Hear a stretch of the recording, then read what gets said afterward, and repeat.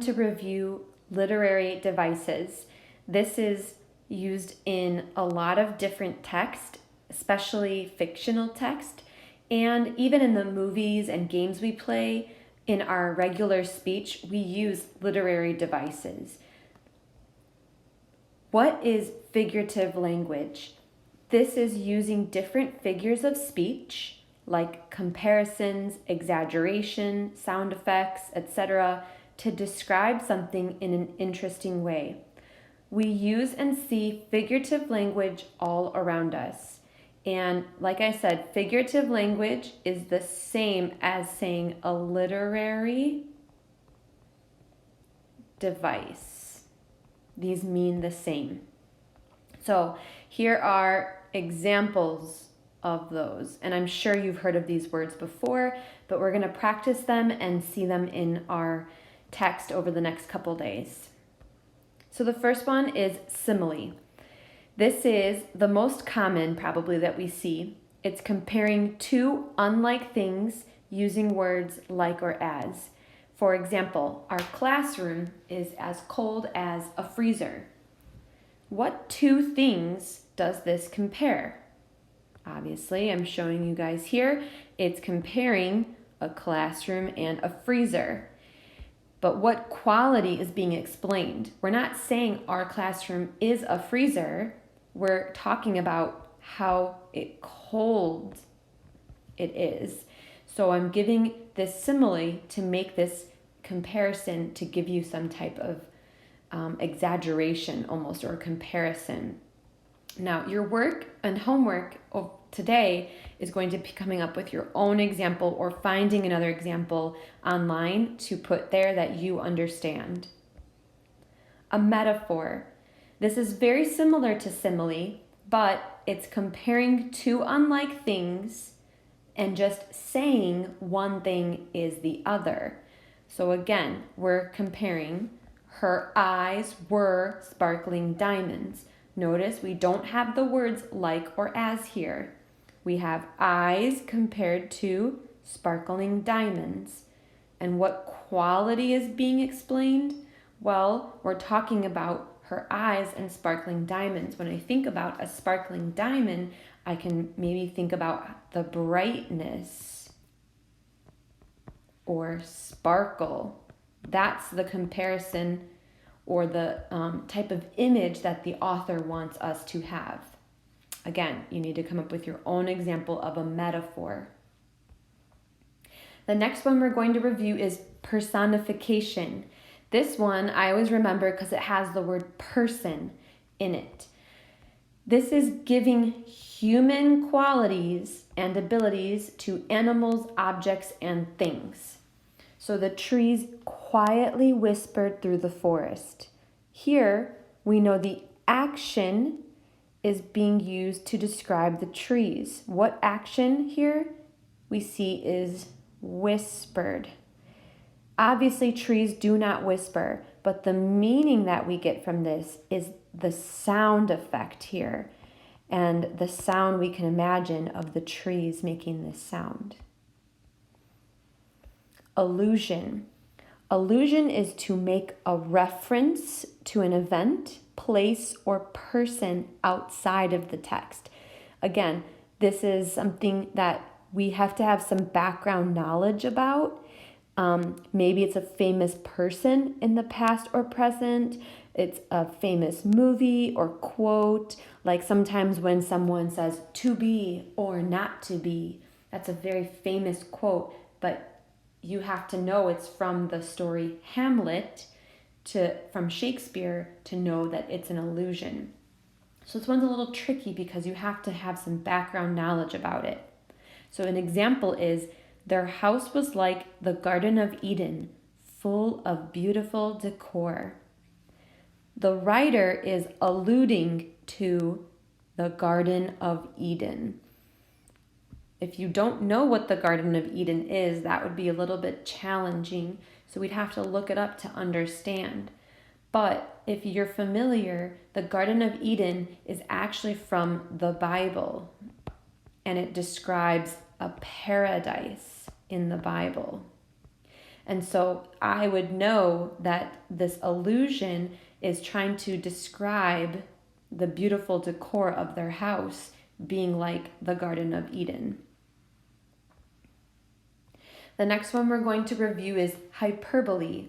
I like this one also because it has the word hyper, which I always think of as like, oh my gosh, you are so extra. You are very hyper. You're acting really extra. And it goes along with the definition, a huge exaggeration of the truth to give emphasis. I think of exaggeration being super extra. So I do this one a lot. My mom actually does this one the most, but I hear students say this a lot as well. My backpack weighs a ton with all of my books in there. Obviously, your backpack does not weigh a full ton. You would collapse. But we say this to give an exaggeration, to give someone or the person we're talking to or the reader some information or a visual of the exaggeration. I hear students use this one a lot when they're like, oh my gosh, Mrs. Mendoza gives us a ton of homework. I don't literally give you a full ton of homework, but it is an exaggeration. I like saying this one a lot, so repeat after me. Onomatopoeia. One more time. Onomatopoeia. Can you say it faster? Onomatopoeia, onomatopoeia, onomatopoeia. This is using a word to represent a sound or a noise. So a word making a sound or noise. For example, the door slammed with a loud bang. What is the sound here? Bang.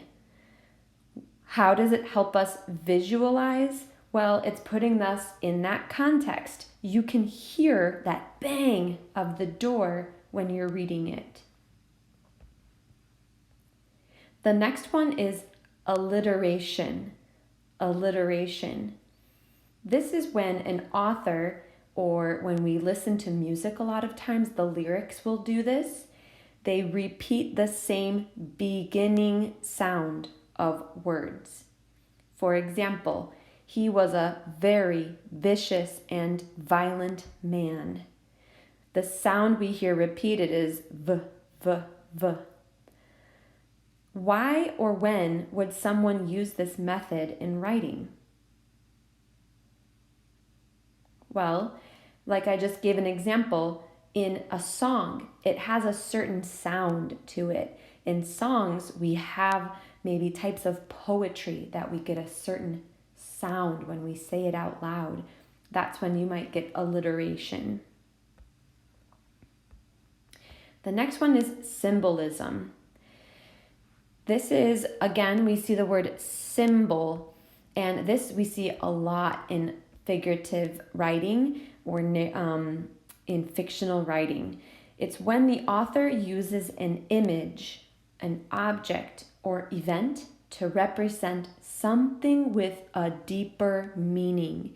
This is the symbol, right? So we know a symbol is something that means something. So if I were to draw, like, oh my gosh, I cannot draw, but this symbol, sorry, it's so awful, but if I were to draw this symbol, we would know this is like the universal sign to pause or stop.